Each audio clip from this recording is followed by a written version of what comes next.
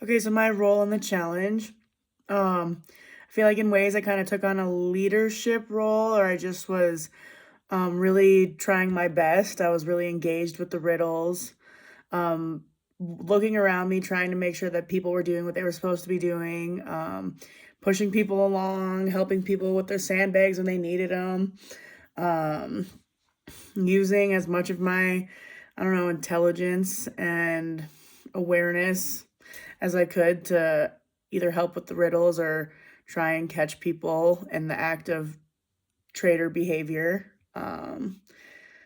Anything I noticed about other players, there were certain people who were trying harder on the riddles versus other people. I noticed that almost at every one of the pit stops, there was a group of us that were actually working on solving the problems, where there were also every time people who kind of sat in the back and didn't try much. So I think that could potentially be a sign of who is a traitor and who is a faithful. Um, Hypotheses about how others acted and performed, kind of relative to what I just said. I think that some of the people who were more in the forefront, trying their best to solve the problems and were using their like intelligence and their brains towards working together to try and figure it out, are more likely to be faithfuls, where some of the people who were constantly in the back, holding the game up, making it take longer to get from point A to point B and weren't helping with the problems, might be more likely to be some of the traders. Um, my perception has changed about certain players. I mean, I don't know, there's all sorts of different stuff going on.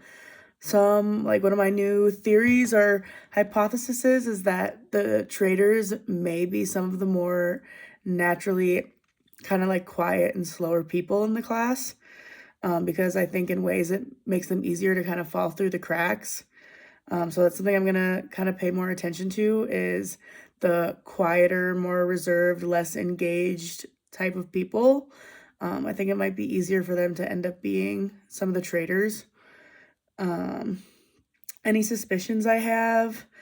Um, yeah, so I had a couple thoughts where I thought maybe Grant and Avi might be traders, because I felt like there was like at times they were kind of confusing me in my thought process of trying to figure out the riddles. But then during the round table, I did agree with Grant when he kind of called me out and said that he agreed with me. So that's true. And I also think that his perspective on the whole Serenity thing is like valid. So that makes me think more so that he's a faithful now. I do have suspicions again, like I said, about some of the quieter people and the people that were hanging out in the back the whole time. Like what Chris and Ingo and Rowan and Sarah. So those are some people I'm gonna probably pay a little bit more attention to.